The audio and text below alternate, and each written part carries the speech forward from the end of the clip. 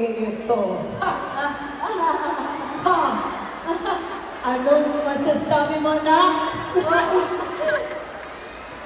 Sabi, yung anak ko, si Alessa, sabi mo sa akin, oh. Kasi hindi ko sinabi sa kanya na may Bini. Sorry, anak. I love you, anak, pero Ate Ron, Ate Ron, kwento mo kasi sa Bini. Bakit mo sinasabi yun kay Shiloh? Sabi ng Bini, ano po? Sabi, ano po? Ang haba ng Ang story. haba. panoorin niyo ba yung interview niyo?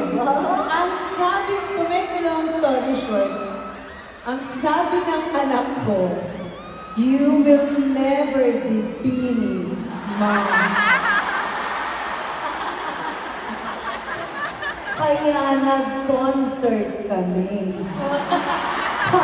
Shiloh, napagastos kami. Hindi, alam mo, dahil sa anak ko, kaya ko nakilala ang Bini.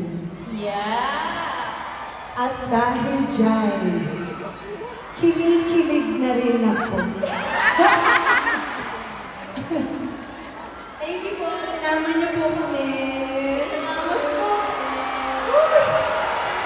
Girls, Bini, Malon, kami ang dapat magpasalamat sa inyo kasi nandito kayo sa concert.